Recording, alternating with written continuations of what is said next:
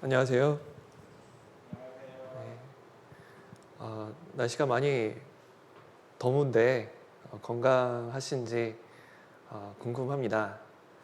어저께가 말복이었었는데 어떻게 고기는 많이 드셨습니까? 네. 이 더운 날도 이제 조금씩 꺾이는 것 같습니다.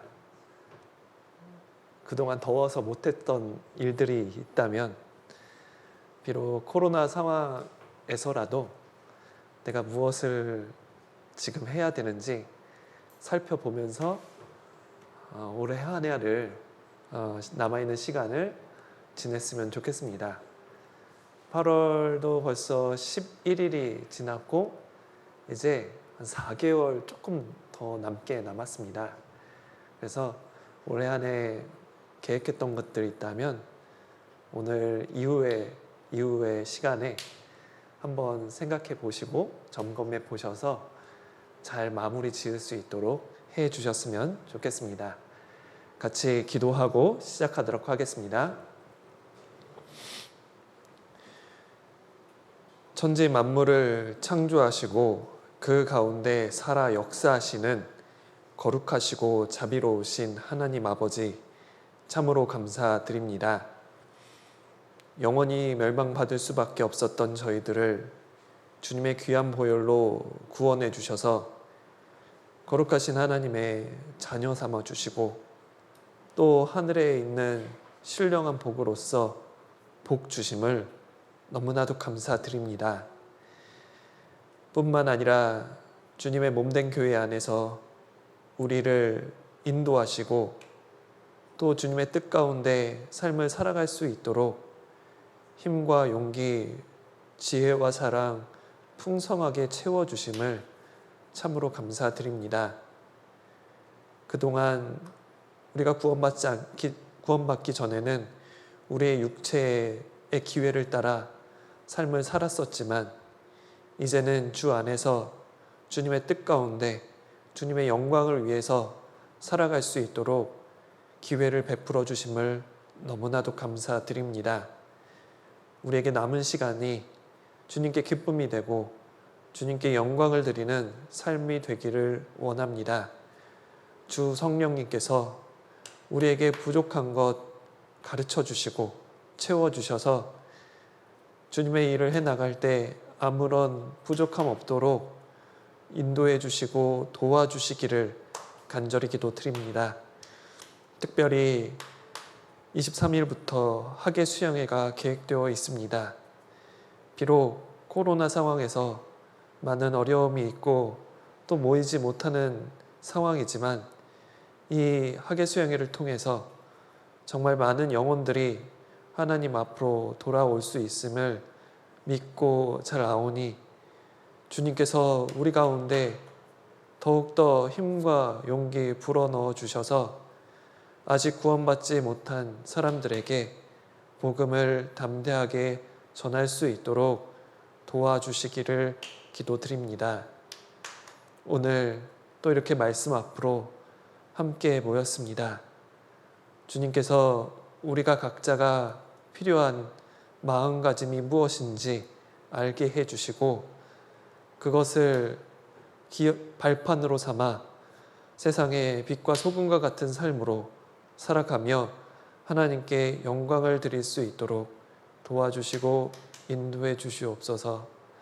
오늘 진행되는 모든 시간을 오직 주 성령님께만 의지하오며 우리를 구원해 주신 예수님 이름으로 감사하며 기도드렸습니다. 아멘. 예. 오늘 주제는 믿음의 여인 막달라 마리아에 대해서 함께 살펴보고자 합니다. 요한복음 20장 17절부터 18절을 같이 찾겠습니다. 함께 찾아보시고 읽어보신 다음에 앞에 봐주세요.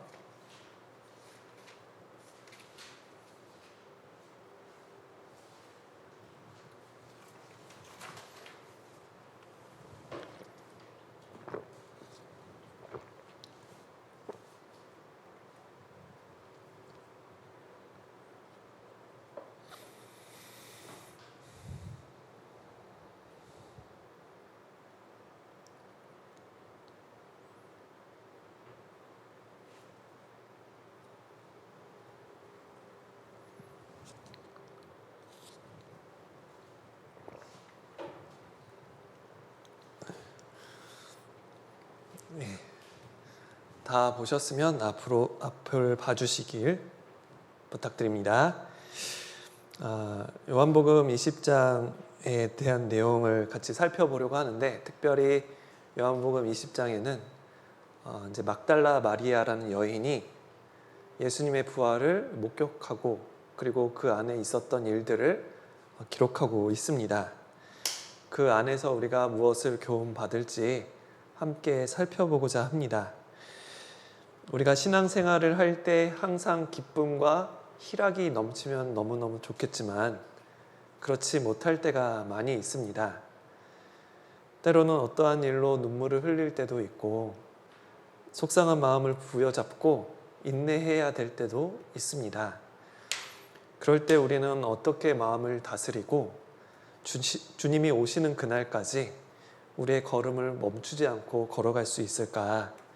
그것이 우리에게 바람이기도 합니다. 로마서 5장 2절에 그 방법을 말씀하셨습니다. 우리가 믿음으로 서 있는 이 은혜에 들어감을 얻었으며 하나님의 영광을 바라고 즐거워하느니라.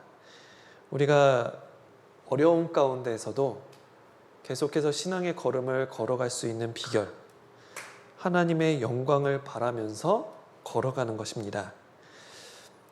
이 하나님의 영광을 바라고 즐거워한다 라는 의미가 어떤 의미가 있을까?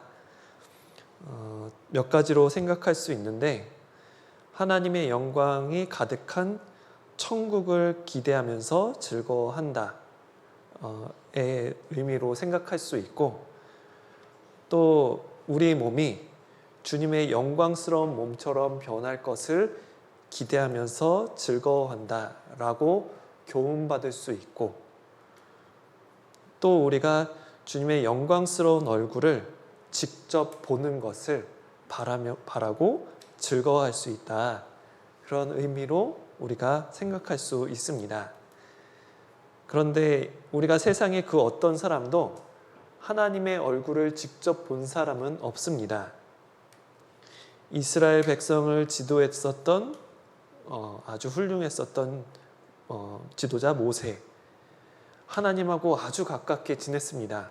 하나님 뜻대로 살았고 하나님의 음성을 들었던 사람이었습니다. 모세의 소원은 하나님의 얼굴을 직접 보는 것이었습니다. 그런데 하나님께서는 그 모세에게 그런 소원을 갖고 있는 모세의 소원을 거절하셨습니다. 너는 내 얼굴을 보지 못할 것이다. 나를 보고 살 자가 없음이니라 라고 말씀해 주셨습니다. 어떤 사람도, 살아계신 하나님의 얼굴을 본 사람은 이 세상에 있는 사람들 중에는 없습니다. 그런데 구원받은 사람은 하나님의 얼굴을 직접 앞에서 보게 될 것입니다. 정말 영광스럽고 정말 즐거워하게 되겠죠. 우리가 기도를 하고 기도 응답을 받는 경우가 있는데, 그것은 하나님의 도움의 손길을 경험하는 것입니다. 그 도움의 손길을 조금만 경험을 해도 얼마나 기쁜지, 얼마나 감격스러운지 모르잖아요. 하나님의 얼굴을 직접 보지는 못하지만 하나님의 도움의 손길을 조금 경험을 하는 것만으로도 나에게 큰 힘이 됩니다. 그렇다면 그 거룩하신 하나님을 직접 본다면 얼마나 영광스럽고 얼마나 큰 즐거움이 될까? 우리가 읽은 요한복음 20장의 막달라 마리아는 그러한 경험을 했었던 여인이었습니다. 주님의 도우심을 입으며 살다가 주님이 부활하신 그 영광의 얼굴을 보고, 그리고 복음이 전해지는 곳마다 그 막달라 마리아의 이름이 언급되는 영광을 얻었습니다. 그런데 그 막달라 마리아를 조금 자세히 살펴보면 그 막달라 마리아의 과거는 행복했었던 사람이 아니었습니다. 처음에 우리가 교훈받을 수 있는 주제는 변화된 마리아입니다. 마리아는 처음부터 그렇게 행복했었던, 항상 즐거운 가운데서 주님을 쫓았었던 여인은 아니었습니다. 그 막달라 마리아를 소개한 누가복음 8장 2절에는 마리아를 이렇게 소개합니다. 여기 보시면 7 귀신이 나간 자 막달라인이라고 하는 마리아, 막달라인이라고 하는 마리아, 이게 막달라 마리아입니다. 막달라 곳에서 사는 마리아. 예. 그런데 그 여인은 7 귀신이 있었는데 예수님에 의해서 그 귀신이 쫓겨나갔습니다. 이 막달라 마리아는 이제 7 귀신이 들려 있었던 거죠. 근데 성경을 보면은 그 귀신 들린 사람들이 많이 나오는데 대부분 미쳐 있거나 그래서 사람들하고 격리돼서 살았습니다. 아마도 마리아 역시 사람들하고 격리가 되고 굉장히 위험한 삶을 살았던 것으로 추정할 수 있습니다. 귀신 들린 것이 아니라 그냥 아픈 사람들, 병든 사람들은 예수님의 소문을 듣고 예수님을 찾아갔지만 귀신 들린 사람은 도와주는 사람이 없으면 예수님을 만나는 것이 불가능했습니다. 예수님께서 직접 찾아가시지 않으면 귀신 들린 자는 오히려 예수님 만나는 것을 도망갔었던 상황이었던 거죠. 그래서 이 막달라 마리아도 그러니까 귀신이 나가기 전에는 예수님께서 적극적으로 도와주셔야만 정상적인 삶을 살아갈 수 있는 여인이었던 겁니다. 이렇게 귀신 들려서 이렇게 아마 모습이 초췌했을 수도 있고 또 사람들에 의해서 도망을 다니면서 그렇게 삶을 살아갔을 수도 있습니다. 그런데 그 7 귀신 들린 마리아, 성경에서 7이라는 것은 완전수를 의미합니다.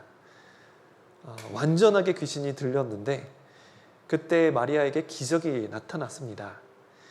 막달라 마리아에게 예수님께서 찾아와 주시고 7 귀신에게 마리아를 떠나라고 명령하셨을 때 마리아에게는 이제 평강이 찾아온 거죠. 눈빛은 귀신 들린 눈빛에서 잔잔한 호숫가처럼 변했고 그녀의 뒤틀린 사지가 온전하게 풀려났을 겁니다. 그런데 그 막달라 마리아는 7 귀신이 나간 후에 주님을 떠나려 하지 않았습니다. 자기가 살고 있는 막달라라는 곳을 떠나 예수님과 함께 다녔습니다. 막달라 마리아는 예수님 가까이에서 머물고 싶었던 것이죠. 왜냐하면 혹시라도 다시 귀신이 들어간다면 그 끔찍한 경험을 다시는 하고 싶지 않았을 겁니다. 물론 그것이 예수님을 따라다닌 유일한 목적은 아니었을 겁니다. 마리아는 주님께 너무너무 감사했고 그 감사한 나머지 주님을 따랐을 겁니다. 그래서 마리아는 주님과 동행하며 예수님과 12 제자들을 위해서 자기의 소유물을 다 드리기를 마다하지 않았습니다. 마리아에게 귀신이 쫓겨나가서 새로운 삶을 살 수 있었던 것처럼 과거 주님을 모르던 삶에서 주님을 섬기는 새로운 삶을 사는 일이 동시에 벌어졌던 겁니다. 막달라 마리아가 그 거라사 지역에 이제 많은 귀신이 들린 사람이 있었는데 그 귀신 들렸던 사람의 모습이 그 사람처럼 막달라 마리아가 어떠한 모습이 있었는지 또는 그 막달라 마리아 모습을 통해서 또 어떤 사람이 너무너무 힘들었었는지 또 그 막달라 마리아가 그 예수님으로부터 치료받은 과정이 어떠했는지 상세하게 기록하지 않으셨습니다. 그냥 7 귀신이 나간 막달라 마리아 간단하게 소개를 했습니다. 그것을 보면서 많은 생각을 하게 됐습니다. 우리가 구원받기 전에 과거에 아주 좋지 않았던 모습이 있을 수 있습니다. 그리고 구원받고 나서 극적으로 변화할 수 있죠. 그 극적으로 변한 모습을 통해서 하나님의 은혜를 되새길 수 있지만 과거는 과거일 뿐인 겁니다. 어쩌면 우리의 모습이 과거의 영광만을 생각하고 내가 한때는 정말 신앙생활 잘했었는데 예수님의 그 구원해 주신 은혜를 생각하고 정말 신앙생활 열심히 했었는데 과거만을 생각하는 모습은 별로 올바르지 않다고 생각을 합니다. 그 과거만을 생각하면서 현재의 모습을 가꾸지 않는 그 정체되어 있는 모습을 보게 될 수도 있습니다. 중요한 것은 과거에 어떠한 삶을 살았는지가 중요한 것이 아니라 현재의 모습이 어떠한 삶을 살고 있는지가 중요한 것입니다. 빌립보서 3장 13절로 14절에 바울 사도의 고백이 나옵니다. 바울 사도가 이렇게 고백을 했습니다. 형제들아, 나는 지나간 일을 다 잊어버렸다. 내가 한 일들은 다 잊어버렸다. 그리고 앞에 있는 목표만을 잡으려고 그 목표를 향해서 달려간다. 그 부름의 상을 위해서 앞에 있는 것을 잡으려고 쫓아간다. 라고 미래를 향해서 이야기를 했습니다. 과거 잘못된 모습으로부터 바울 사도는 극적으로 변화했습니다. 성도들을 죽이려 했고 구원받은 성도들을 죽이려 했고 막 잡아 가두려고 했지만 예수님의 은혜를 통해서 구원받아서 새로운 삶을 살았습니다. 그런데 그 기억에만 머물지 않았다는 거죠. 바울 사도는 갇힐 때까지, 로마 감옥에 갇힐 때까지 갈라디아, 마게도냐 그리고 아가야 지역의 교회를 세운 업적도 많았습니다. 그 업적만 또 그 것만 기억하지도 않았습니다. 현재 감옥에서 편지를 쓰고 있는 상황에서도 나는 앞으로 표대를 향해서 쫓아간다 고백을 했습니다. 그래서 바울 사도가 이렇게 권면을 하는 거죠. 오직 우리가 어디까지 이르렀든지 그 이룬 것을 바탕으로 함께 계속 나아가자라고 권면을 합니다. 우리 구원받은 그리스도인들은 구원받은 은혜가 모든 신앙생활의 원동력이 되어야 하는 것은 마땅합니다. 그게 우리에게 가장 큰 힘이 됩니다. 그리고 그 은혜가 과거에만 머무르지 않고 그리고 기억에만 머무르지 않고 추억으로만 남아있지 않도록 계속해서 내 삶에 변화를 줄 수 있도록 되새겨야 합니다. 마리아는 과거의 삶으로 돌아가고 싶어 하지 않았을 겁니다. 기꺼이 예수님을 섬기는 일에 자기의 모든 것을 걸었습니다. 보너스로 주신 인생, 두 번째 주신 기회, 뭐가 아까웠겠습니까?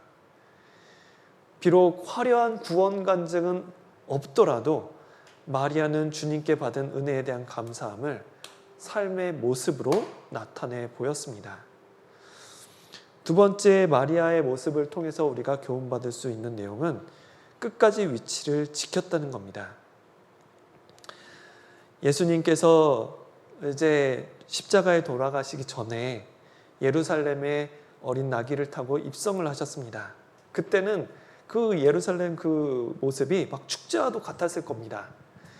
어떤 사람은 겉옷을 벗어서 예수님 지나가는 길에 펴기도 했고 어떤 아이들은 종려나무 가지를 손에 들고 그 가지를 길에 펴기도 했습니다. 호산나 호산나 라고 이제 예수님을 찬양하기도 했습니다. 그런데 며칠 뒤에 똑같은 사람들이 예수님을 죽여달라 이야기를 했습니다. 하루아침에 모든 상황이 다 바뀌어버렸어요. 그런데 예수님이 십자가에 달리실 때 요한을 제외한 제자들이 주님을 다 버리고 떠나갔습니다. 그런데 제자들이 버려두고 떠나갈 때까지도 막달라 마리아는 예수님의 십자가의 밑에 있었습니다. 요한복음 19장 25절에 예수의 십자가의 곁에는 그 모친과 이모와 글로바의 아내 마리아와 막달라 마리아가 섰는지라. 십자가 밑에서 막달라 마리아는 주님의 손과 발에 못이 박히는 것을 봤어요. 예수님은 마리아의 삶을 바꿔주셨지만 마리아는 아무 일도 할 수가 없었습니다.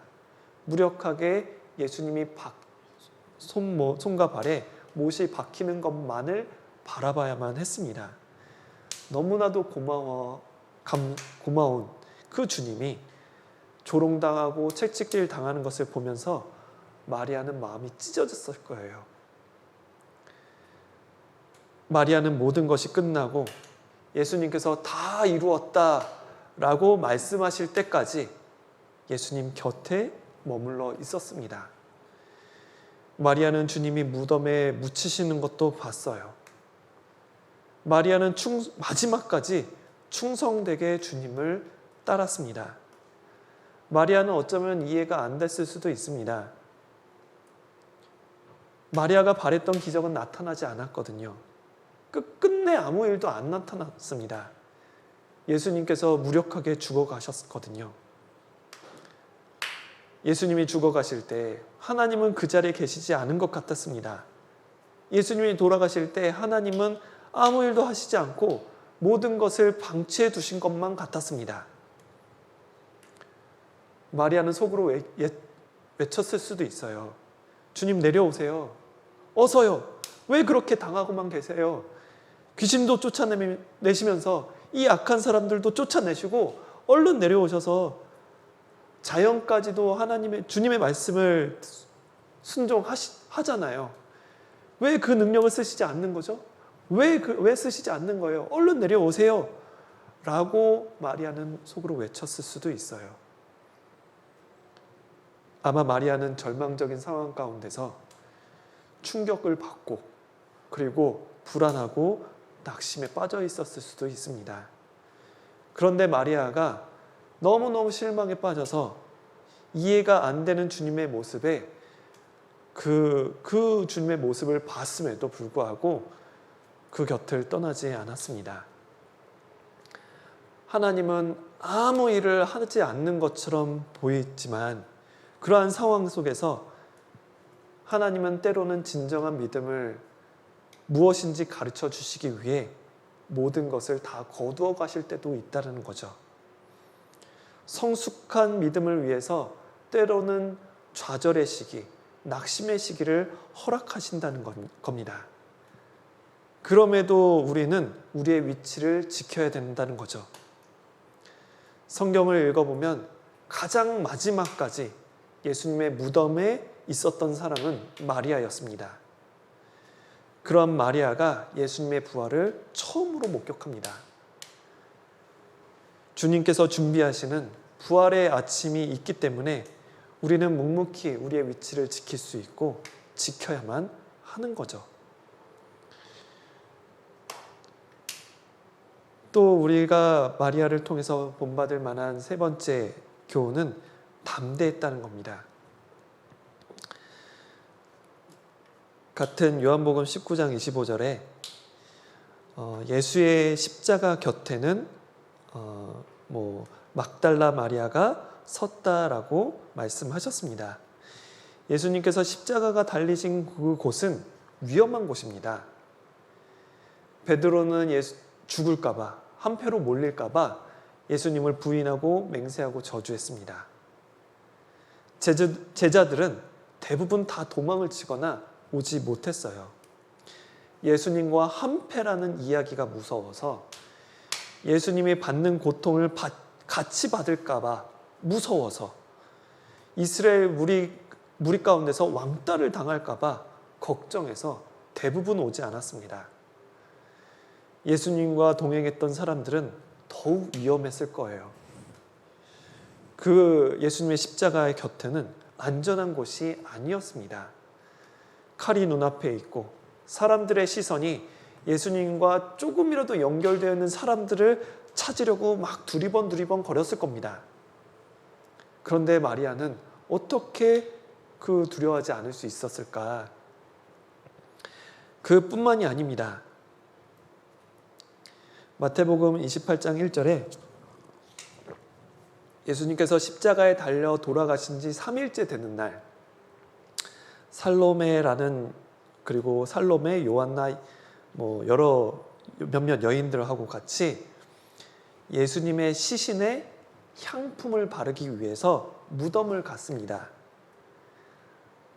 화날 때는 사람들이 지나다니니까 볼까봐 못하고, 사람들이 아무도 활동하지 않는 시간에, 그러니까 아마 새벽 이제 한 6시 이전에 간 것 같습니다. 무덤에 간 거예요. 왜 갔냐면 쉽게 말해서 시체 염하러 간 겁니다. 새벽 미명에, 아직 해가 뜨기도 전입니다. 어둑어둑할 때 시체를 염하러 간 거죠. 근데 이 시체를 염하는 일이 돈을 많이 준다고 해도 못하는 일입니다. 자기 가족도 비참한 죽음을 당했을 때 자기 가족의 시신을 수습하는 것도 너무 어려운 일이거든요. 그런데 막달라 마리아를 포함한 많은 여인들은 예수님께 향유를 바르기 위해서 새벽녘에 나아갔습니다. 아마 저 같으면 이렇게 생각했을 수도 있습니다. 꼭 해야 될까? 며칠 지나서 냄새가 날 텐데. 파리도 꼬였을 텐데. 이미 무덤에 넣었잖아. 근데 내가 사람의 시선을 따지진 않겠지만 비위가 좀 약한데, 시체 닦다가 눈이라도 마주치면 어떡해? 그러면 밥도 며칠 동안 못 먹는다는데 아무래도 못할 것 같은데? 라고 생각을 했을 수도 있어요. 근데 마리아는 어떻게 이렇게 담대할 수 있을까? 그 이유는 사랑을 받아서 그렇습니다. 여기 이제 어떠한 사진을 제가 이렇게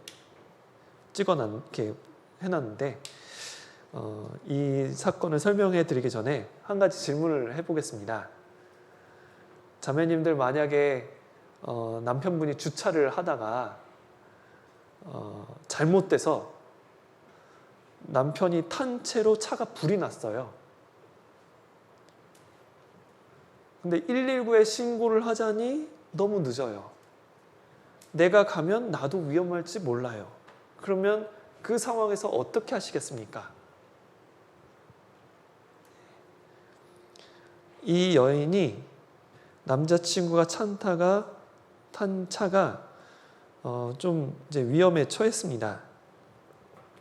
남자친구가 탄 차예요.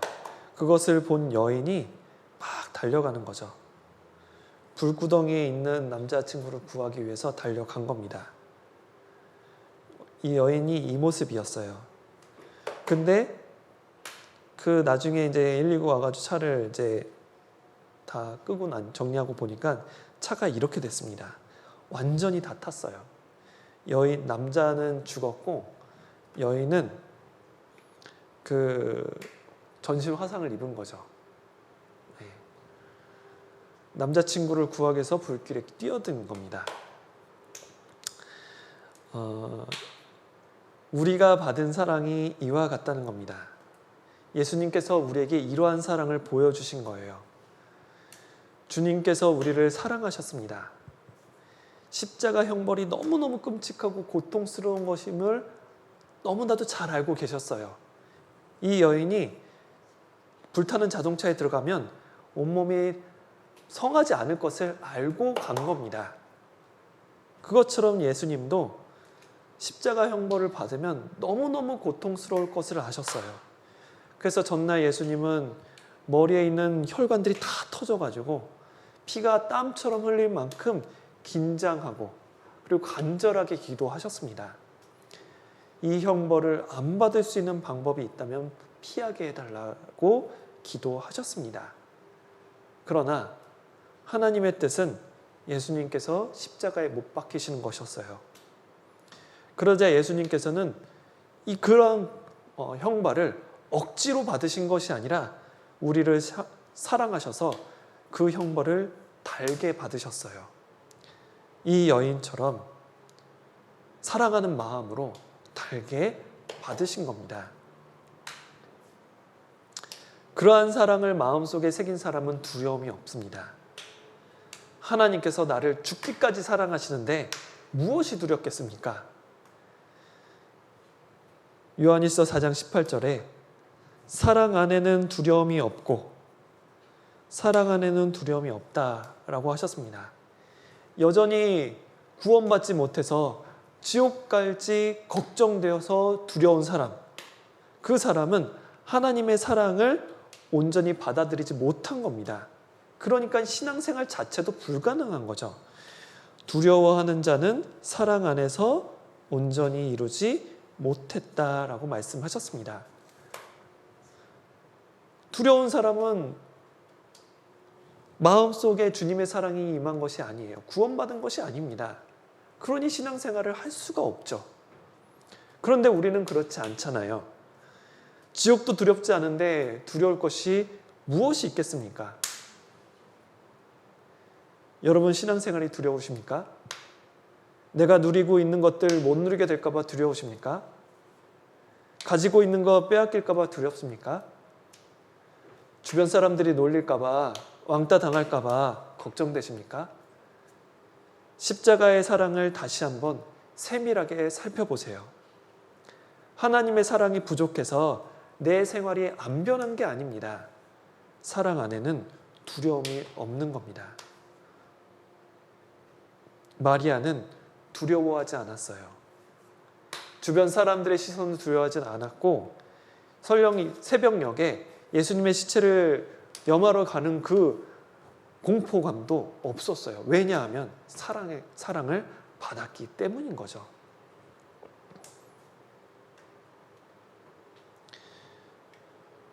또 우리가 마리아에게서 교훈받을 수 있는 네 번째 모습은 충성스러운 모습이었습니다. 누가복음 24장 1절에 이제 그 마리아를 포함한 막달라 마리아를 포함한 여러 여자들이 향유를 바르고 이제 무덤에 갔습니다.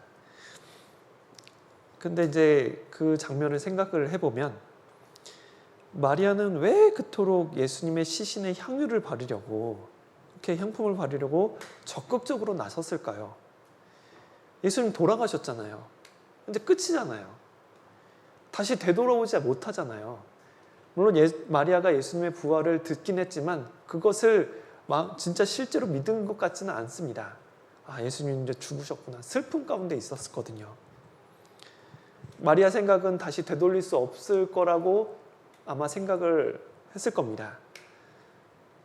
왜 그런데 마리아는 그토록 예수님의 죽음에 애도를 하고 그리고 향유를 바르려고 그렇게 많은 시도를 하고 노력을 했을까? 이스라엘 풍습에 시체에 이제 향품을 바르는 것은 그 냄새를 중화시키는 역할이 있다고 합니다. 그리고 향품을 바르면 시체가 더 빨리 흙으로 돌아갈 수가 있대요. 그래서 더 빨리 흙으로 돌아갈 수 있도록 이제 향료를 바른 겁니다. 그러니까 마리아가 할 수 있는 최대한의 배려를 한 겁니다. 마리아는 어떤 마음을 갖고 그렇게 했을까? 돌아가신 주님은 일반적으로 생각할 때 마리아에게 더 이상 어떤 은혜를 베풀거나 또 마리아에게 어떤 말씀을 해주시거나 기적을 나타내 보이실 수가 없습니다. 그렇다면 이제 그만해도 충분하잖아요. 예수님께서 돌아가시고 향품으로 처리를 안 한 것도 아니에요. 했습니다. 예수님이 돌아가신 후 직후에 니고데모라는 사람이 와서 모략하고 침향, 그러니까 이제 계피향 같은 겁니다. 그거를 100근쯤, 이제 34kg 정도 돼요. 그걸 섞어가지고 예수님의 시체에다가 향품과 함께 세마포로 쌌습니다. 그러니까 한번 처리를 했어요. 그런데 마리아가 꼭 그렇게 향품으로 처리를 하지 않아도 됩니다. 했거든요, 한번. 물론 이제 시간이 급해서 급하게 해가지고 좀 미흡할 수는 있지만 이미 1차적으로 처리를 했거든요. 그럼 물론 그렇게 만약에 마리아가 그렇게 향품으로 처리를 하지 않아도 아마 비난받지는 않을 겁니다. 그런데 마리아는 이런 생각을 가졌던 것 같습니다. 비록 주님께서 현재 나에게 무엇을 주느냐, 주시지 않느냐가 중요한 게 아니라는 거죠. 비록 주님의 모습이 내 생각과는 다른 모습이라 할지라도 현재도 앞으로도 내가 섬겨야 될 주님으로 계속 섬겼던 것 같습니다. 마리아는 주님이 너무너무 고마웠고 주님의 모습이 비록 현재 내가 원하는 모습이 아니더라도 내 할 도리를 다 하려고 했습니다. 그게 마리아의 모습이었던 거죠. 충성된 사람은 자기에게 주어진 길을 묵묵히 걸어가는 사람인 겁니다. 끝까지 충성스러운 사람은 주님의 도움의 손길을 받을 뿐 아니라 주님의 영광을 직접 보게 되는 모습으로 서게 될 거예요. 마리아는 주님이 살아계신 상태든 돌아가신 상태든 그게 중요한 것이 아니었습니다. 요한복음 12장 26절에 나를 섬기려면 나를 따르라. 나 있는 곳에 나를 섬기는 자도 거기 있으리니 사람이 나 예수님을 섬기면 내 아버지 하나님께서 저를 그 예수님을 섬기는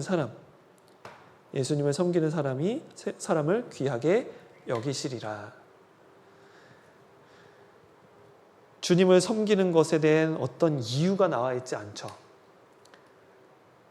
내가 주님께 어떠한 것을 드릴 수 있는가만 마리아는 생각한 것입니다. 살아있을 때는 자기의 소유로 주님을 섬기고 돌아가셨을 때는 향유로서 주님의 죽음을 정리해 드리려고 했습니다. 마리아처럼 우리가 신앙생활을 최선을 다한 결과가 정말 아름답고 좋은 모습이면 너무너무 좋겠지만 마리아처럼 예상치 못한 슬픔으로 올 수 있습니다. 때로는 주님께서 내가 이해하지 못할 삶을 살아가도록 하실지도 몰라요. 알 수 없는 애매한 고난을 받을 수도 있고요. 힘든 시간을 살아갈 수도 있습니다. 그럴 때 우리가 기억해야 되는 것은 무엇이냐면 다윗의 고백처럼 그러하여도 내가 섬겨야 할 나의 주님이라는 마음가짐이 변함이 없어야 하겠습니다. 그 사람은 주님께서 쌓아두신 은혜, 숨겨두신 은혜를 발견할 수가 있습니다. 주님이 날 잘 대해주시고 내가 신앙생활을 잘 할 때 복을 주시고 평강을 주시면 너무너무 좋겠지만 다니엘의 고백처럼 그리 아니하실지라도 우리의 태도는 변함이 없어야 하겠습니다. 그 사람이 주님의 영광의 손길을 경험할 수가 있을 거예요. 그것을 충성이라 말해요. 그리고 그 충성에 필요한 것은 인내라고 말할 수 있을 겁니다. 충성된 마리아는 예수님을 만나기를 원했습니다. 육신적으로 죽어있는 상태지만 그게 중요한 게 아니었어요. 그 자체가 주님이시니까 내가 할 수 있는 최선의 역할만 하는 겁니다. 결국 마리아는 영광스럽게 부활하신 주님을 제일 먼저 만나는 여인이 됩니다.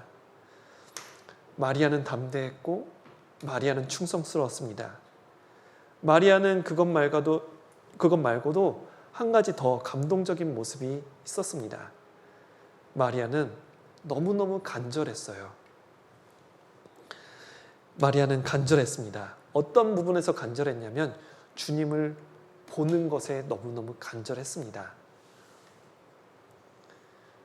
요한복음 20장 1절에 막달라 마리아가 무덤에 왔는데 무덤 입구가 돌로 막혀져 있어야 되거든요. 예수님을 시신을 넣고 돌로 막았어요. 그러면 이제 하루 지나고 그 다음날 와서 이제 예수님의 시체에 향품을 바르려고 왔는데 돌문이 열려 있는 겁니다. 그 돌은 조그만한 돌이 아니라 큰 돌이에요. 여인이 옮길 수 있는 돌이 아닙니다. 남자들이 옮겨야만 되는 돌인 거죠. 그 돌이 옮겨져 있는 겁니다. 무덤이 열려 있는 것을 봤어요. 그러자 마리아가 너무너무 다급해진 겁니다. 이 몹쓸 바리새인들 종교가들이 예수님의 시신을 가져갔구나. 무덤 속을 들여다보지도 못하고 바로 예수님의 제자 베드로하고 그리고 요한에게 달려갔습니다. 사람들이 주님의 시신을 가져갔어요. 그들이 주님을 어디다 숨겨놨는지 모르겠습니다. 그러니까 베드로하고 요한이 뭐야 하면서 마리아와 함께 무덤으로 왔습니다. 그 베드로와 요한이 만나러 간 사이에 이제 마리아가 베드로와 요한을 만나러 간 사이에 마리아하고 같이 왔었던 여인들은 천사들을 먼저 만났어요. 그래서 예수님의 부활 소식을 듣고 다른 제자들을 만나러 갔습니다. 근데 서로 엇갈렸어요. 만나러 가는 그 다른 여인들은 베드로와 요한, 야고보 그리고 막달라 마리아를 만나지 못했습니다. 그 셋이 이제 무덤에 이제 도착을 했죠. 그 셋은 이제 무덤 바깥에 서 있고 베드로와 요한은 먼저 무덤 안으로 들어가서 확인을 했는데 예수님을 덮은 그 세마포가 개어져 있는 것을 본 거죠. 그래서 정말 예수님의 시신이 도둑 맞았구나 생각하고 베드로와 요한은 무기력하게 돌아가요. 하지만 마리아는 주님의 시신이 놓여 있는 곳을 떠나지 못해요. 눈물을 흘리면서 무덤 밖으로 계속 있었던 겁니다. 마리아가 무덤 밖에서 울고 있더니 울면서 굽으려 무덤 속을 들여다보니 눈물을 흘리면서 계속 이렇게 무덤을 보고 있었던 겁니다. 세상에서 가장 소중한 사랑하는 아이를 잃어버린 부모의 마음처럼 또는 엄마를 잃어버린 아이의 모습처럼 마리아는 운 겁니다. 마리아가 왜 울었을까요? 마리아는 주님을 잃어버렸다는 상실감 때문에 운 거예요. 시체에 향료를 못 발라줘서 우는 게 아니에요. 마리아는 주님이 어디로 갔는지 알 수 없다는 마음에 울었어요. 마찬가지로 그리스도인이 언제 가장 힘든지 아십니까? 가장 힘들고 어려운 때가 언제인지 아시나요? 성경의 욥기의 욥처럼 재산이 하루아침에 다 날아가고 자녀들이 하루아침에 다 잃어버릴 때가 아닙니다. 물론 그때도 힘들겠죠. 또는 신약성경 바울처럼 매를 수도 없이 맞고 죽을 고비를 몇 번이나 넘길 때가 가장 힘든 시기가 아닙니다. 그리스도인에게 가장 어렵고 가장 힘든 시기, 가장 슬픈 시기는 바로 주님이 나와 함께하지 않는다는 느낌을 가질 때입니다. 사무엘상 1장에 보면 한나라는 여인이 나옵니다. 한나라는 여인이 주님이 나와 함께 하시지 않는다라는 그 느낌 때문에 서글피 울어요. 물론 사무엘상 1장에 보면 아이를 못 가졌다는 이유만으로 그 다른 여인에게 어떤 희롱을 받고 속상한 모습으로 울지만 그 한나는 아이를 못 가져서 운 것이 아니라 그 여인이 구박을 해서 운 것이 아니라 왜 하나님의 축복이 나와 함께하지 않을까? 그 사실이 너무너무 마음이 아파서 입을 틀어 먹어도 꺽꺽 소리가 날 정도로 운 겁니다. 한나가 아이를 못 가져서 슬퍼한 거라면 한나는 나중에 사무엘을 낳게 되는데 사무엘을 하나님께 바치지 않았을 거예요. 마리아가 예수님의 무덤을 찾아간 이유는 단지 시체의 향품을 발라주기 위함이 아니었던 거죠. 주님을 보기 위해서 간 겁니다. 그런데 주님이 보이지 않으니까 마리아는 눈물이 계속 흘렀던 거예요. 왜요? 주님이 안 보이거든요. 하지만 마리아는 그냥 주저앉아서 통곡만 한 게 아닙니다. 계속해서 주님을 찾아요. 마리아가 무덤 속을 들여다보니까 천사를 봤는데도 천사인지도 몰랐어요. 천사가 마리아에게 말했습니다. 여자여, 어찌하여 우느냐? 그러니까 마리아가 대답을 해요. 사람이 나의 주님, 예수님을 어디로 가져갔는지 모르겠습니다. 울면서 대답을 했습니다. 아마 우느라 제대로 대답도 못했겠죠. 그런데 마리아는 더 이상 그 천사들하고 말할 여유가 없었어요. 천사인지도 몰랐고 마음이 급한 겁니다. 빨리 주님을 찾아야 했으니까. 몸을 돌이키니까 한 사람이 서 있었습니다. 여인이여, 어찌하여 울며 누구를 찾느냐? 그분이 예수님이었어요. 그때 마리아는 예수님인 줄 몰랐습니다. 그냥 단지 나에게 그 사실을 물어봤을 때 마리아는 아마 눈물이 왈칵 쏟아졌을 겁니다. 그리고 말하죠. 혹시 무덤지기이신가요? 혹시 당신이 내 예수님의 시신을 옮겨 놓으셨다면 어딘지, 어디 계신지만 알려주시라고 제가 모시고 올게요. 우리 주님 죄 없으신 분인데 억울하게 죽임을 당하시고 나서 제대로 장사도 못 지냈어요. 너무 미안해서 어떡해요. 저라도 모시고 올 테니까 알고 계시다면 위치라도 알려주세요. 그렇게 얘기를 한 겁니다. 당신이 옮겨갔거든 어디 두었는지 내게 마리아 이르소서. 그리하면 내가 가져가겠습니다. 보세요. 예수님은 돌아가신 지 3일이 지났어요. 3일이 지나면 시체에서 냄새가 날 거예요.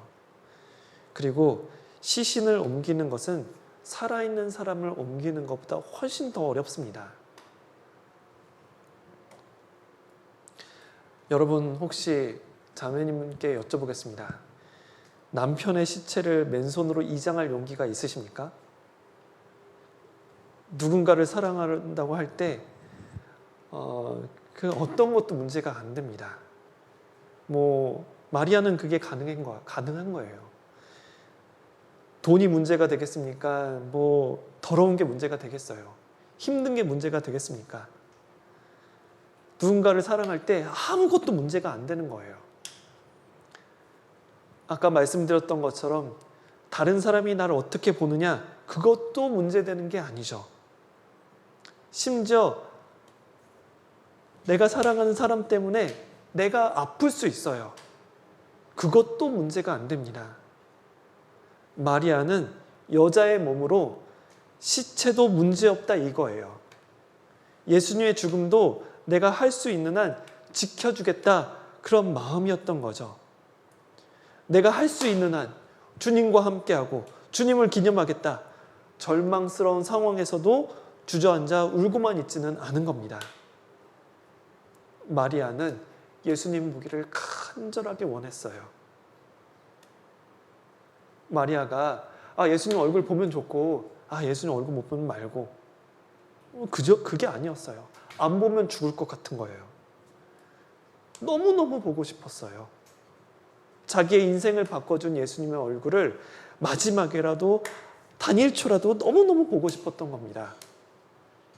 예수님이 있나 없나, 나와 함께 하시나 아닌가, 그냥 밋밋하게 살펴본 게 아니라 정말 단일초라도 함께 하고 싶었던 겁니다.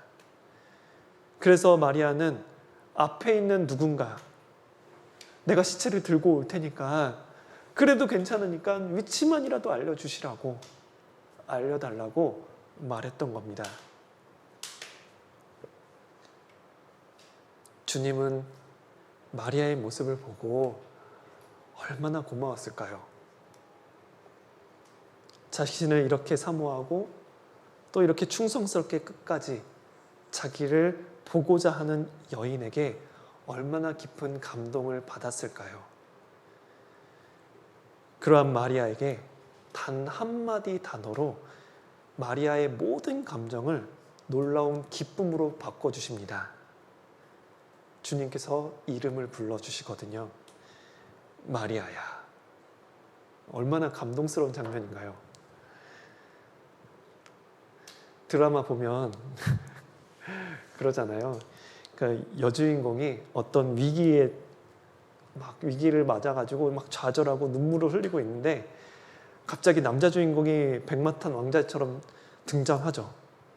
그 여자 주인공은 너무 놀라서 눈을 동그랗게 뜨고 말을 못 잇고 있는데 남자 주인공이 웃으면서 한마디 합니다.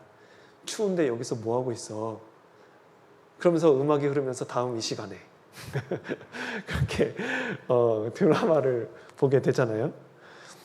드라마를 보면서 감동을 얻지만 성경을 읽으시면서는 아마 더 많은 감동을 얻으시리라 생각을 합니다. 주님께서 마리아를 보면서 이름을 불러주십니다. 마리아야. 마리아는 그간 마음고생이 얼마나 심했어요. 예수님께 받은 은혜를 붙잡으면서 무덤 앞까지 울면서 왔습니다. 그런 모습을 다 본 예수님은 너무너무 감동했을 거예요. 예수님도 감동이고 마리아도 감동이죠. 우리가 마리아처럼 포기하지 않고 위치를 지키고 담대하게 그리고 충성을 다해서 우리에게 맡겨진 일들을 정말 열심히 해 나가야 되겠죠. 복음을 열심히 전하고 교제도 열심히 하고 말씀도 열심히 배워야 할 겁니다. 하지만 항상 좋은 일만 있지는 않을 거예요. 상처도 받을 수 있고요. 오해도 받을 수 있고요. 때로는 내가 아끼던 것을 손해보면서 해야 될 때도 있을 겁니다. 이 사람이 나를 저버리고 믿었던 사람이 등을 돌리고 심지어는 내 양심이 나를 송사하는 그런 시간이 올 수도 있어요. 그런데 중요한 것은 하나님은 나를 안 버리시잖아요. 하나님은 내가 진심으로 하나님께 나아갈 때 흘리는 눈물을 봐주시잖아요. 힘들 때 흘리는 눈물도 봐주시고 죄 때문에 너무너무 힘들어서 후회하는 눈물도 하나님은 거두어 주시잖아요.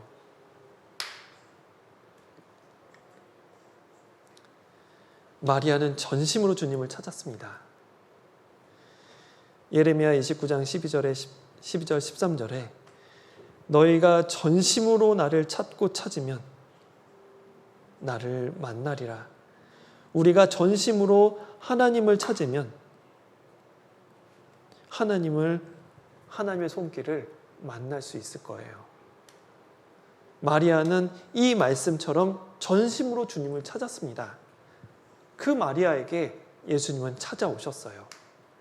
끝까지 주님을 붙잡고 가는 사람에게 공중에서 주님 재림하실 때 우리의 각자의 이름을 불러주시고 우리는 감동으로 주님을 맞이하게 될 겁니다.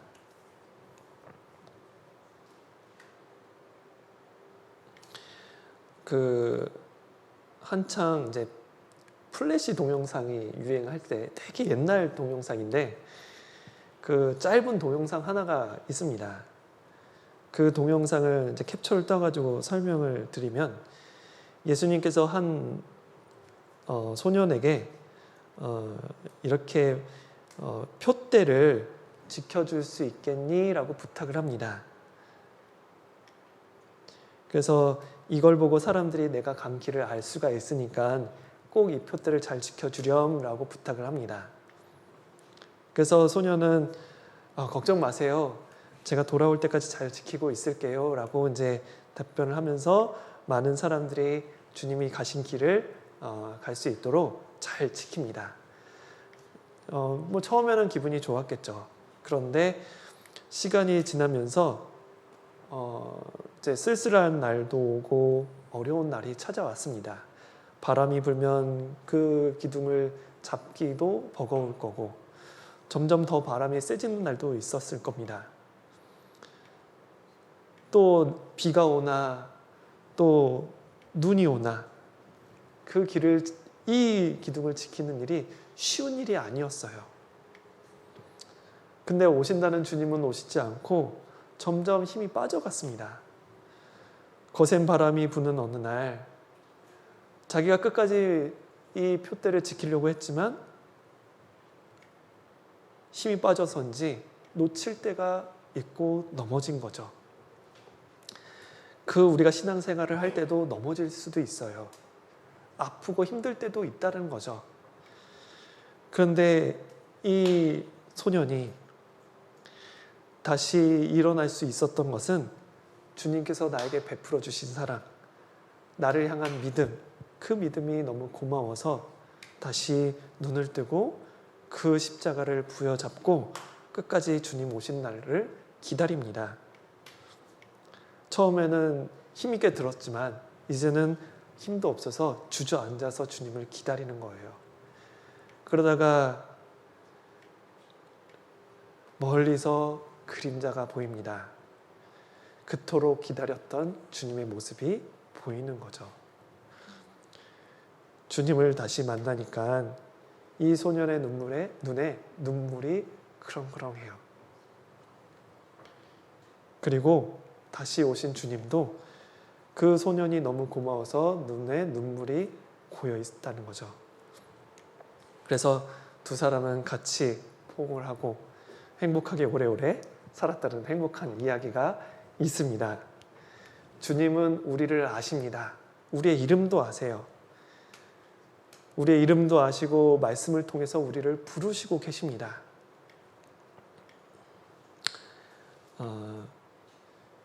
요한복음 20장 14절 15절에 예수님께서 마리아에게 이렇게 말씀하셨어요.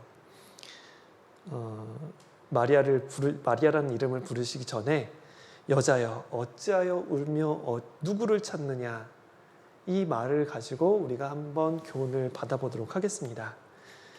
어찌하여 울며, 어찌하여 우느냐. 마리아는 주님이 없다고 생각을 했어요. 그래서 울어요. 왜 우는지 주님은 마리아의 슬픔을 이해하셨습니다.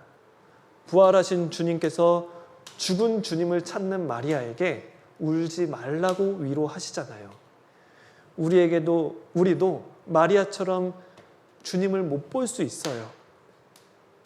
예수님은 나와 함께 하시지 않나 봐. 주님은 나와 함께 하시지 않나 봐. 그 생각에 주님을 못 볼 수 있습니다. 슬픔에 가려서, 내 생각에 가려서 예수님을 못 알아봐요. 그러한 우리에게 주님은 말씀으로 책망하는 거죠. 어찌하여 우느냐. 한 가지 우리가 마음에 기억해야 될 부분이 있습니다. 마리아는 너무너무 마음이 힘들어서 그 눈물 골짜기를 지나갔지만 정말 말 그대로 지나간 거지 계속 슬퍼하지는 않았다는 겁니다. 예수님이 십자가에 붙잡혀서 함께 하지 못하는 그 순간부터 예수님을 만나기 전까지 마리아에게는 고통과 절망의 순간이었을 거예요. 그 순간이, 그 하루가 천년처럼 괴로웠을 겁니다. 그런데 그 눈물 골짜기는 지나가는 거예요. 예수님께서 마리아의 모습을 다 보고 계셨잖아요. 여러분, 만약 지금 어떤 슬픔이 있고 어떤 어려움이 있습니까? 내 마음이 주님을 만나지 못해서 너무 힘들고 내 주변 사람들은 구원받지 못해서 안타깝고 그것 때문에 시간이 지나면 계속해서 눈물이 나고 내 주변 사람들은 쉽게 구원받는 것 같은데 내 가족들은 구원받기 어렵다고 생각하십니까? 아니면 나에게 계속 누적되고 있는 어떤 경제적인 어려움 때문에 힘들고 고통을 받는다 생각하십니까? 여러분은 어떤 눈물 골짜기를 지나가고 계십니까? 그러나 기억하셔야 합니다. 눈물 골짜기를 지나갈 때 나 혼자가 아니에요. 내 눈물을 봐주시는 분이 계시다는 것을 기억하셔야 합니다. 하늘 위에서 내 눈물을 보시고 같이 울어줄 분이 계신다는 것을, 그분은 나의 하나님이십니다. 나를 위해서 죽어주신 하나님은 내가 아파할 때 같이 아파하시고 내가 눈물을 흘릴 때 울어주시는 분이에요. 어찌하여 우느냐? 울지 말라고. 내가 너와 함께하고 있으니까, 너의 등 뒤에서 내 마음 다 헤아리고 있으니까 울지 말라는 위로의 말씀입니다. 누구를 찾느냐? 여러분 혹시 마리아처럼 죽은 예수님만을 찾고 계십니까? 내가 구원받을 때 나를 구원해 주신 주님, 십자가에 돌아가셔서 내 죄를 모두 용서해 주신 그 주님만을 바라보고 계십니까? 부활하신 주님도 있다는 것을 기억하셔야 돼요. 혹시 내가 생각하는 주님은 성경 속의 주님입니까? 아니면 내 생각 속에 있는 주님입니까? 우리는 부활하신 주님을 말씀으로 만나야 합니다. 교회 안에서 만나야 하고요. 교제 안에서 형제자매님 간증 가운데 역사하시는 주님을 만나야 합니다. 봉사하면서 헌신하면서 함께 동참하는 가운데 역사하시는 주님을 만나야 돼요. 때로는 아무도 해결할 수 없는 상황이 주어질 거예요. 그때 어디로 가겠습니까?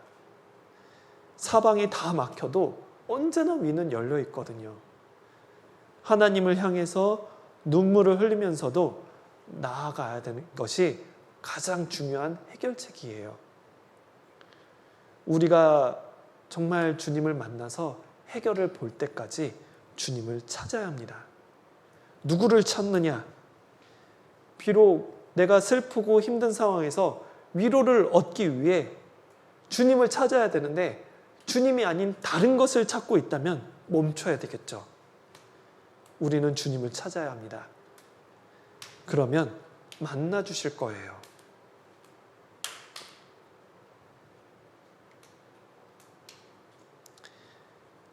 마리아는 예수님을 만났습니다. 그래서 예수님을 만나니까 마리아가 눈이 동그래졌잖아요. 근데 그 예수님께서 마리아에게 하신 말씀이 이러합니다. 요한복음 20장 17절에 나를 만지지 말라. 내가 아직 아버지께로 올라가지 못하였노라. 예수님께서 아직 하나님께로 올라가지 못했으니까 만지지 말라라는 말씀을 하셨습니다. 이 의미가 조금 어려울 수 있는데 이 만지지 말라라는 의미는 붙잡지 말라는 겁니다. 그러니까 아마 그 마리아가 자신이 그토록 찾고 있었던 예수님을 보니까 나도 모르게 꽉 붙잡은 것 같아요. 다시는 놓치지 않겠다는 심정으로 꽉 붙잡았겠죠. 근데 예수님은 이제 승천하셔서 그리고 성령을 보내주셔서 함께 하셔야 되니까 이제 놓으라라고 얘기하신 겁니다. 마리아가 손이나 발을 붙잡았는지 아니면 옷깃을 붙잡았는지 잘 모르겠지만 마리아는 아마 힘이 셌겠죠. 7 귀신 들렸을 때는 막 산과 들로 내뛰어다니면서 건강한 육체로 살았으니까 아마 꽉 붙잡았을 겁니다. 근데 예수님께서는 30대여셨는데 사람들이 50대로 봤거든요. 그러니까 아마 예수님을 얼마나 꽉 잡았는지 모르겠지만 마리아는 다시는 놓치지 않겠다. 이제 예수님을 꽉 붙잡을 만큼 절박하게 붙잡은 거죠. 그러한 마리아에게 나를 놓으라. 내가 이제 승천해야 되니 그래서 성령을 통해서 너희와 함께 해야 되니 나를 놓으라 라고 말씀하시고 사명을 주십니다. 어떠한 사명을 주시냐면 마리아 너는 내 형제들 제자들에게 가서 이르되 내가 이제 예수님이죠. 예수님께서 내 아버지 곧 너희 아버지 내 하나님 곧 너희 하나님께로 올라간다 하라. 이제 나는 하나님께로 올라간다. 그 하나님은 내 아버지면서 너희 아버지다. 그 하나님은 내 하나님이면서 너희 하나님이다. 나는 그 하나님께로 올라간다 라고 이야기를 전해다오 라고 사명을 주십니다.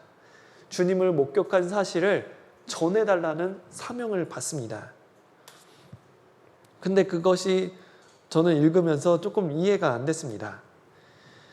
마리아에게 제자들에게 전하는 사명을 주셨다면 차라리 예수님을 대적하는 사람들에게 전하거나 예수님에게 믿지 않는 사람들에게 부활하신 예수님을 전한다면 더 많은 사람들이 예수님을 믿을 수 있을 텐데 왜 형제들에게, 제자들에게 먼저 전하라고 했을까? 그것이 좀 궁금했었거든요. 근데 묵상을 하면서 깨달은 것이 이겁니다. 우리가 신앙생활을 하고 이제 복음을 전하잖아요. 그때 반드시 기억해야 될 것이 있습니다. 우리 형제 자매님들, 서로 교제하고 있는 형제 자매님들이 서로 아는 것과 믿는 것이 하나가 되어야 된다는 거죠. 예수님의 하나님이셨던 하나님이 나의 하나님이 되고 예수님의 아버지가 나의 아버지가 되는 그 귀한 믿음, 그 믿음으로 서로 하나가 되는 것이 먼저여야 하는 거죠. 교회가 하나가 될 때 복음은 땅끝까지 전해질 수 있는 겁니다.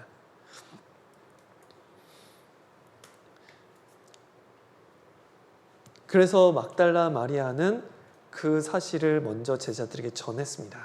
그래서 먼저 제자들이 하나가 되고 그 일로 하여금 믿는 사람들이 하나가 돼서 복음이 정말 땅끝까지 퍼져지게 되었습니다. 사도행전 1장 14절에 이제 사복음서의 막달라 마리아라는 이름은 계속 나왔지만 그 이후 서신서의 막달라 마리아의 이름은 나오지 않습니다. 사도행전 1장 14절에 여자들과 그리고 예수의 모친 마리아와 예수의 아우들로 더불어 마음을 같이하여 함께 마음을 같이했다. 이 여자들의 막달라 마리아가 포함이 되었을 겁니다.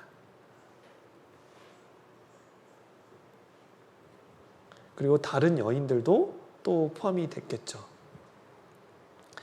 막달라 마리아는 더 이상 이름은 나오지 않지만 이 무리 가운데 함께 있었을 것이라 생각합니다. 최초로 주님이 부활하신 그 부활의 목격자, 그리고 예수님의 말씀을 전달하는 전달자로서 충분히 마리아는 유명해질 수 있었어요.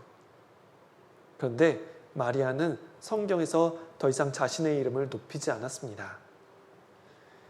더 이상 마리아의 이름을 드러내지는 않았지만 마리아는 주님을 섬기다가 나중에 교회를 섬기는 모습으로 살았습니다. 그것이 교회를 하나로 묶는 귀한 일이었기 때문입니다. 마리아는 부활의 증인이 되었습니다. 최초 부활을 목격한 최초의 증인, 그리고 구원의 조건이 되는 부활, 그 부활을 가장 먼저 마리아에게 나타내셨습니다. 마리아에겐 정말 영광이었을 거예요.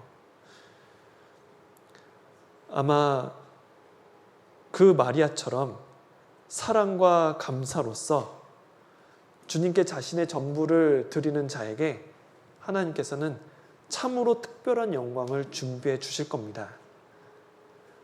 마리아는 주님을 정말 아름다운 분으로 받아들였습니다. 주님은 그 마리아를 성경에서 가장 아름다운 이름으로 기록해 두셨어요. 주님께 받은 그 사랑으로 마리아는 담대했고, 주님께 받은 사랑으로 마리아는 충성스러웠으며, 주님께 받은 사랑으로 마리아는 간절했습니다. 그리고 자신의 전부를 드렸어요. 우리도 마리아와 같은 모습으로 주님을 위해서 살다가 마리아처럼 주님께 사랑과 인정을 받는 삶을 우리 모두가 누렸으면 좋겠습니다. 마리아가 정말 주님께 향한 간절한 모습이 우리 삶에 가득 채워질 수만 있다면, 우리가 언젠가 주님을 다시 만날 때 기쁨 가운데서, 영광 가운데서 칭찬을 받으며 설 수 있으리라 생각을 합니다. 비록 마지막 때 주님 오실 날이 얼마 남지 않았을 때 그 마리아의 모습처럼 우리의 믿음을 나타내 보인다면, 정말 우리의 부활의 모습도 칭찬받는 부활의 모습이 될 거라 생각을 합니다. 학예 수양회가 며칠 남지 않았는데, 그 학예 수양회를 위해서 우리가 함께 기도하고 또 정말 간절한 모습으로 주님께서 우리와 함께 해주시고 더 많은 구원의 역사가 나타나기를 기도하신다면, 그 역시 칭찬받는 모습이 아닐까라고 생각을 합니다. 더 많이 함께 해주시기를 바라겠습니다. 마치고 같이 기도하고 마치도록 하겠습니다. 하나님, 참으로 감사드립니다. 우리의 믿음이 너무나도 부족하고 너무나도 연약하지만, 그럼에도 불구하고 우리와 함께 해주시고 우리가 흘리는 눈물 다 닦아주시고 우리의 마음을 살펴주시는 것 너무나도 감사드립니다. 주님께서 우리에게 주신, 그리고 베풀어 주신 은혜가 우리 마음 가운데 하나라도 떨어지지 않도록 우리를 붙들어 주시고, 또 형제 자매님들도 이 은혜 가운데서 한 사람도 떨어지지 않도록 지켜주시기를 간절히 기도드립니다. 그리고 말씀을 듣고자 하는 새로운 영혼들도 어느 영혼도 하나님 앞에 떨어지는 일이 없도록 도와주시고 인도해 주시기를 간절히 기도드립니다. 오늘 말씀을 통해서 교훈해 주심을 참으로 감사드립니다. 마리아의 삶처럼 우리의 모습이 정말 간절하게 주님을 사모하며 살 수 있도록 도와주시옵소서. 우리를 구원해 주신 예수님 이름으로 감사하며 기도드렸습니다. 아멘. 수고하셨습니다.